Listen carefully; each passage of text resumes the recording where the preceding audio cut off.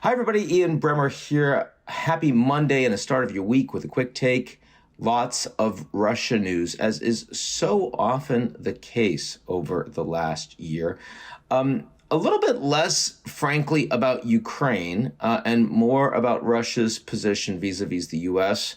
And the global order. And I fear/suspect that is increasingly going to be what we're going to be talking about going forward. One big piece of news, of course, this American journalist for the Wall Street Journal arrested on charges of espionage. Evan Gershkovich. It's going to be a secret trial. The Russians, having picked him up, said that they had caught him red-handed. There is no presumption of innocence when you're grabbed on espionage in Russia. The Americans will probably never find out what they're even specifically charging him with. This is 20 years, up to 20-year sentencing, almost certain over the coming couple of months that he will be found guilty and then probably sent to a high security facility, could be tortured. This is the sort of thing that we've been seeing from Alexei Navalny over the past year, and is a clear step up in a direct action against American citizens by Russia. We haven't seen anything like this, frankly, since the 80s. So, since the heyday of the Cold War, 86, I think, was when Daniloff was arrested. So in other words, before Perestroika, before Glasnost, this were the real old days of, as Ronald Reagan called them, evil empire. Well, that's clearly where U.S.-Russia relations are right now. And unlike previous arrests, this meant to cause massive headlines and meant to be arbitrary, meant to chill the idea that Western journalists can conduct their business in Russia. They should obviously all leave, and also meant to show the Americans that the Russians are willing to take more direct, albeit incremental steps beyond, outside the Ukraine war directly. If you go to Russia, if you listen or watch their state media, you'll see that they have been saying that they're fighting a war not against Ukraine, but against NATO. And that's because NATO is providing the training, they're providing the equipment, they're providing the materiel, they're providing the intelligence. They're not involved in the fight directly, but they're certainly indirectly engaged in a proxy war after the Russians illegally invaded Ukraine. The Russian response to this is increasingly being willing to lash out against Westerners. And I think this is an important and significant escalatory move, even if it's one that has been calculated by the Russians not to lead to a precipitous American reaction, not the kind of thing that we want to see. And then on top of that, this weekend, another terrorist attack, this in St. Petersburg, and where a cafe that had been owned by Yevgeny Prigozhin, who is the CEO, owner of the Wagner Group, this paramilitary organization that has been doing a lot of fighting at Putin's behest, of course, in Ukraine, and in early fighting reasonably successfully, more recently not so much, in part because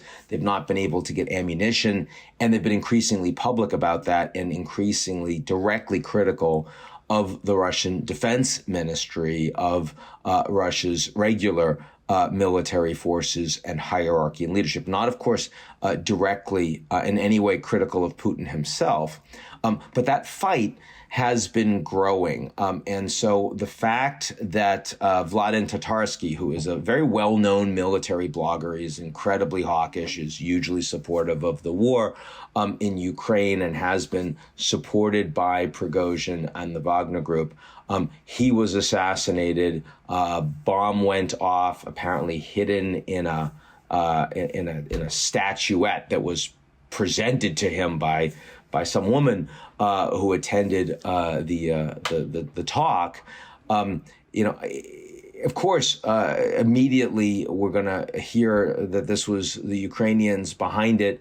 The Ukrainians, of course, were found to be behind the assassination attempt of Alexander Dugan, who is a strong, sort of ultra-nationalist, calling essentially for genocide of Ukrainians, and didn't get him, got his daughter instead when at the last moment they switched cars.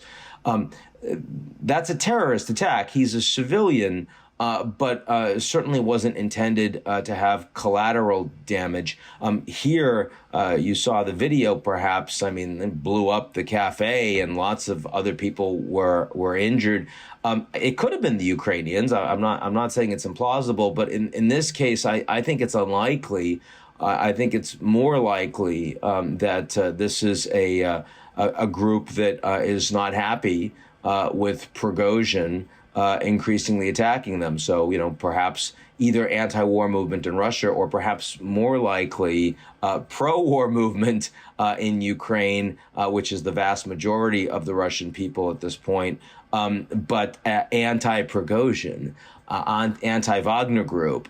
And the fact that there is this internal fight in Ukraine, like ultimately you really, that's not likely to go well. And, they haven't been able to take the town of Bakhmut after months of fighting, after lots of crowing by Prigozhin that this was imminent. And even Zelensky was able to visit in the past couple of weeks. Clearly an enormous embarrassment for Prigozhin. And this implies that he's under a lot of pressure. And frankly, I mean, I know there have been some rumors that he could be the next president of Russia challenging Putin. I think it's much more likely that he isn't with us for very much longer, that someone takes him out. But in either case, what we're seeing is more instability in Russia, more pressure on Russia. The Russian economy performed extremely well compared to the sanctions that were leveled against it in the first year of the war. And indeed, the Americans have been surprised with how resilient the economy was in the early days of the war. The U.S. focused much more on economic sanctions and less on the provision of direct military support to the Ukrainians. Turned out the latter was much more important than the former in making a difference in the battlefield. And that was probably an early mistake by the Biden administration. But now that we're in the second year, we are seeing that Russian gas is getting stranded. Russia's having a harder time exporting oil, also at a significant discount.